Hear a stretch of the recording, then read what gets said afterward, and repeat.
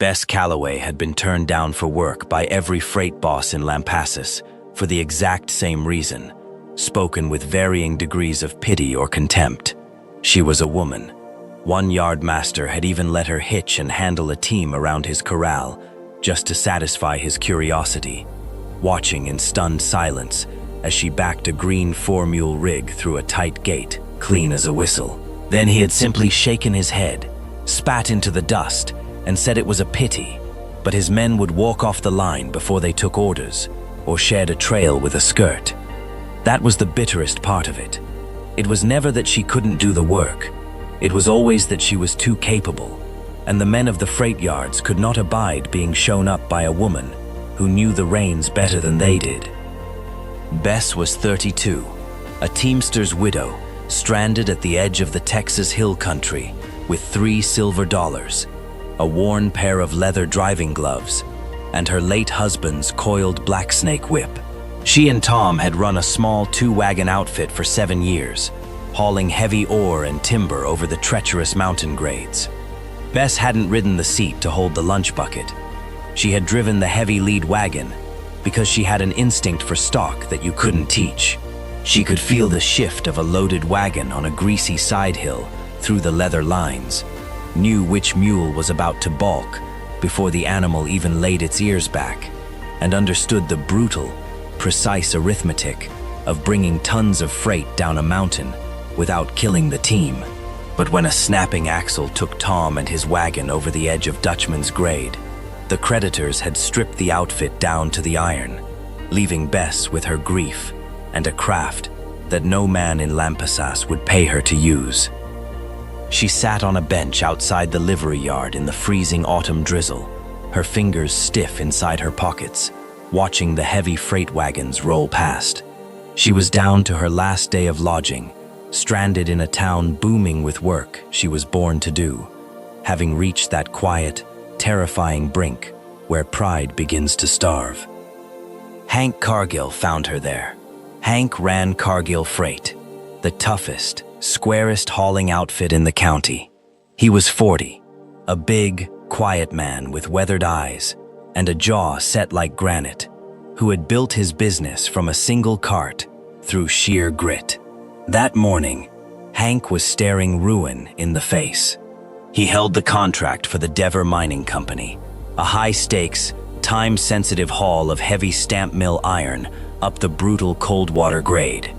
The contract carried a penalty clause that would break him if the load was late, and his lead driver had broken a leg an hour before rollout, while another hand had simply lit out for the goldfields. Hank stood in the muddy yard, eyeing the loaded 6-mule wagon standing idle. Then he looked over at Bess, sitting silent on the bench, her eyes measuring the rig with the cold, practiced assessment of a veteran teamster. Hank walked over, stopped 2 paces off, and looked at her gloves. He didn't ask about her dead husband, her empty pockets, or her lack of a home. He asked the only question that mattered to a freight man. "Can you drive a team?" Bess met his gaze without flinching. "I can drive that 6-mule rig up the Coldwater grade," she said, her voice level and steady. "I can bring that stamp mill iron to the Dever mine by tomorrow noon without scorching a brake shoe or galling a mule's shoulder, which is more than the man who broke his leg would have done for you. Try me, or don't, Mr. Cargill, but decide quick, because that off-leader is already learning he can get away with murder while he stands there fidgeting." Hank Cargill didn't hesitate. He reached into his coat, pulled out the lead lines, and handed them straight to her. "The road's bad," he said simply. "Pay is $4 a day, same as the men. There's a small room behind my dispatch office with a dry stove and a lock on the inside of the door. It's yours for as long as you pull lines for Cargill Freight. Roll 'em out." Bess took the leather lines, felt the familiar, living weight of the team come back through her hands, and stepped up to the high seat. She outdrove every man Hank owned on that very first haul, while 2 veteran drivers struggled and cursed, sweating their stock up the slick switchbacks of the Coldwater grade. Bess handled her heavy rig with a smooth, almost lazy grace. She never fought her mules. She talked to them in a low, firm cadence, easing the massive wagon through the bad cambers and feathering the wagon brake down the pitches, so clean the iron wheel shoes didn't even spark. She brought the Deaver machinery into the camp 3 hours ahead of the deadline, unscratched and ready to set. Hank Cargill watched her bring the team into the mine yard, and right there in front of the miners and his own grumbling crew, he gave her the highest compliment a freight boss possessed. He handed her the contract book to sign for the load. He kept his word about the room behind the office. It was small, but it was tight and warm, with a heavy cedar door and an iron bolt on the inside. Your time off the trail is your own, Hank told her that first evening, setting a box of cedar firewood by her stove. No hand on this outfit crosses that threshold. You pull your weight on the road, and you're treated as a top hand here. For the first time since Tom died, Bess slept through the night. The town of Lampasas gossiped fiercely, but within the walls of her locked room, surrounded by the smell of wood smoke and oiled leather, Bess found a quiet sanctuary. Over the next 4 months, Bess proved herself indispensable. She took the hard hauls the other drivers dodged, the night runs through frozen creek beds, the heavy timber loads over narrow shelf roads. She possessed a rare gift for stock. Under her care, the outfit's mules gained weight and stopped balking. Their harness sores healed, and equipment breakage dropped by half. Hank noticed everything. He didn't flatter her. Instead, he showed his respect by consulting her on horse buys, gear repairs, and trail routes, treating her judgment as equal to his own. In late winter, Mrs. Gable, the mayor's widow and leader of the town's Moral Vigilance Society, swept into the freight office to confront the scandal of a female teamster. She found Bess greasing a heavy iron axle in the yard, her face smudged with wheel grease. Mrs. Calloway, the woman sniffed, holding a scented handkerchief to her nose. The respectable ladies of Lampasas are appalled. A woman living in a freight yard among uncouth men, wearing trousers and driving stock. It is an offense against decency. You are ruining your good name, child. Surely you can find a respectable position as a seamstress or washwoman in town. Bess didn't stop her grease paddle. She wiped her hands on a rag, turned, and looked Mrs. Gable straight in the eye. "Mrs. Gable," Bess said, her tone level as a carpenter's rule.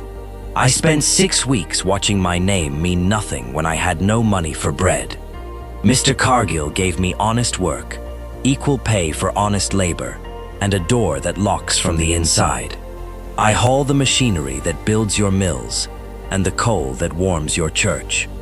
If your decency requires a woman to starve or break her back over a wash tub for pennies, then your decency isn't worth the cloth you're wiping your nose with. Good day to you." Mrs. Gable gasped, gathered her silk skirts, and hurried out of the yard, completely silenced. The true test of Bess's place on the line came during the spring flood on the Salt Fork. Hank was moving 3 heavy loads of silver bullion down to the railhead, with Bess driving the lead rig and Burl Tygart, Cargill's senior teamster, a bitter man who had resented Bess since her first day, driving the second wagon. When they reached the Salt Fork crossing, the river was running high, brown and ugly, choked with drift logs. Bess walked the bank, probed the current with a long pole, and marked a slow diagonal line across the gravel bar. "We cross 1 rig at a time," she ordered the drivers. "Keep the leaders angled upstream, and don't touch a whip to them. If a team panics in this current, they'll turn the wagon and drown." Burl Tygart scoffed, his 20 years of male pride bristling at taking orders from a woman. "I ain't taking trail advice from a skirt," he spat, and he whipped his 4-horse team straight into the deepest part of the ford. It went wrong instantly. The swift current caught the heavy wagon, swept the lead horses off their feet, and jackknifed the rig mid-river. Burl lost his head, sawing blindly on the reins as the horses thrashing in terror, the heavy load tipping dangerously toward the deep channel. Bess didn't hesitate. She didn't wait to be asked, and she didn't waste breath shouting. She stripped off her heavy coat, mounted her lead mule bareback, and forced the animal straight into the freezing, roiling flood. Riding parallel to the drowning rig, she used her husband's long black snake whip, not to strike, but to crack a precise command over the swimming horses' ears, turning their heads back toward her marked gravel line. She leaned out over the icy water, caught Burl's floating lead lines, and pulled the frantic team step by painstaking step out of the current and up onto the far bank, saving the horses, the bullion, and Burl Tygart's life. When Burl dragged himself ashore, soaked, shivering, and stripped of all his bluster, he looked at the woman who had just risked her life to pull him out of his own foolishness. He dropped his head in shame. "I was a fool, Mrs. Calloway," he muttered before the entire crew. "You're the finest teamster on this river, and I'll take your orders on any grade you name." From that day on, Tygart was her fiercest defender. By late April, the freighting season had been the most profitable in Cargill's history. Bess had earned enough in wages and bonuses to buy her own team and 2 new wagons outright. She was a woman of independent wealth, fully capable of setting up her own outfit anywhere in Texas. On a warm spring evening, as the sun set gold over the freight yard, Hank walked out to where Bess was coiling her harness lines. He looked at her, his weathered face serious and unhurried. "Bess," Hank said, his voice quiet in the stillness of the yard, "I waited until today to say this, because I wanted you to have your own money and your own choices first. You've got enough to buy your own rig now, or set up a business in town, or go wherever you please. You don't need my yard, and you don't need my protection." He reached out and gently covered her hand where it rested on the wagon timber. "I'm not offering you a job anymore, Bess. I'm offering a partnership. Cargill and Calloway Freight, both names on the sign over the gate. Equal share, equal say. And if you'll have me, I want you as my wife, not because you needed saving. You proved you could outdrive every man in this county long ago, but because I love you, and I can't imagine pulling the heavy grades of this life with anyone else on the seat beside me." Bess looked into the steady, honest eyes of the man who had handed her the lines when every other boss in Texas had laughed in her face. She felt a deep warmth settle in her heart, filling the last cold spaces left by her past hardship.